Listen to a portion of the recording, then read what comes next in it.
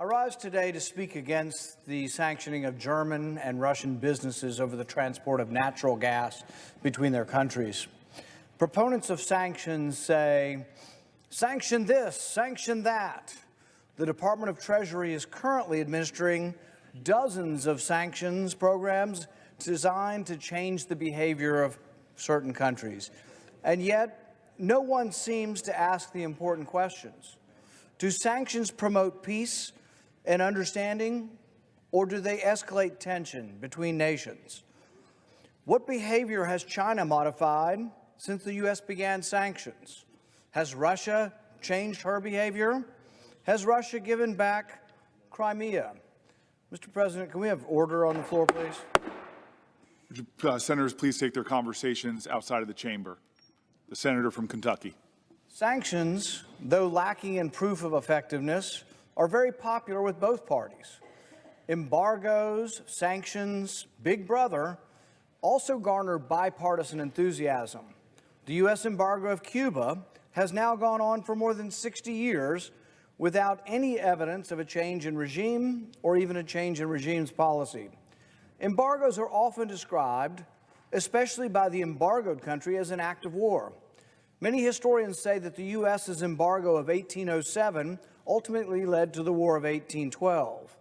President Jefferson's embargo was intended to punish France and England for their aggressions, but instead the embargo crippled American shipping exports. Exports declined by 75%. Some historians also blame the U.S. embargo of Japan for the ensuing war. Roosevelt seized many of Japan's assets, and Japan lost access to much of its international trade and over 80% of its imported oil.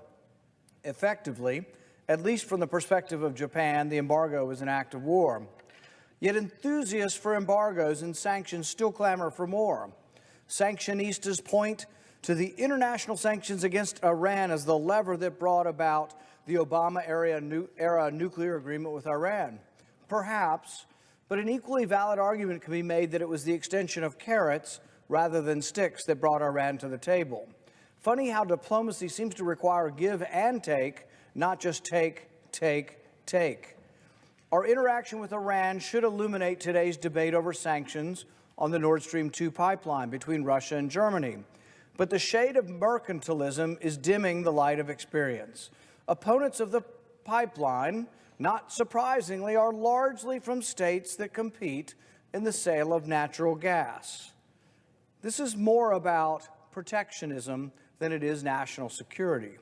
Reports are that the pipeline will cause a significant reduction in U.S. exports of liquid natural gas, hence the keen interest by people representing states that sell natural gas. This is not so much about national security, it's about protectionism.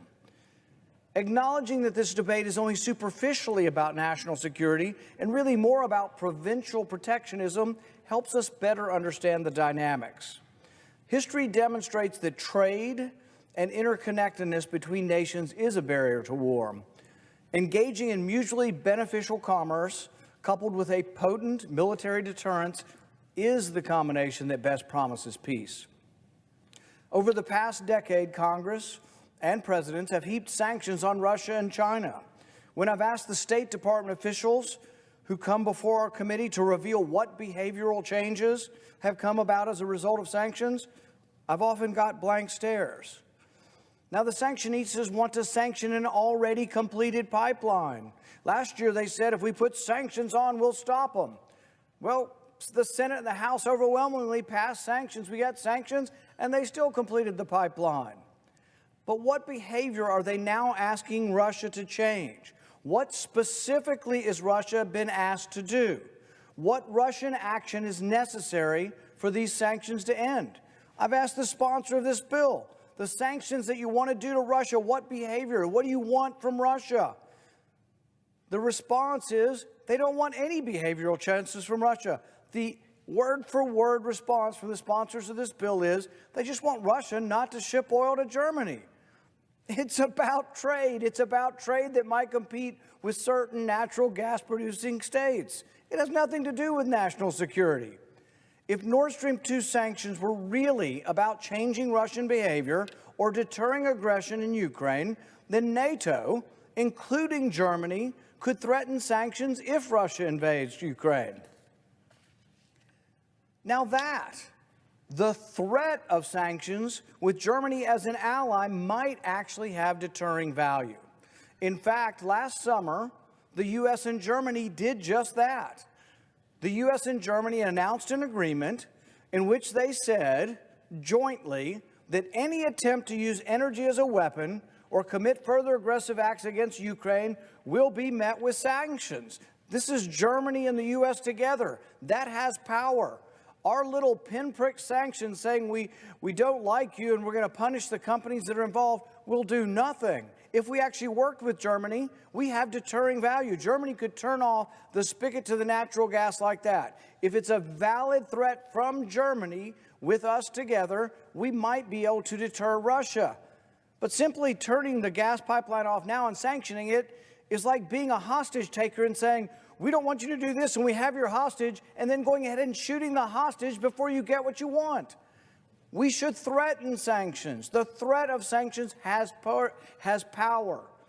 Once you turn them on and you have no plan to turn them off, you have no leverage over Russia and you do nothing. The commitment or the agreement between between Germany and the U.S.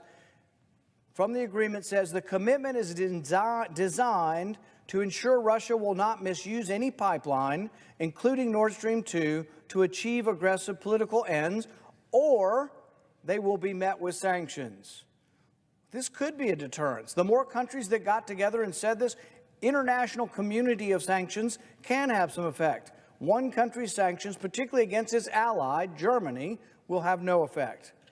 The rush to impose sanctions now undermines the threat of sanctions to deter Russian aggression against Ukraine.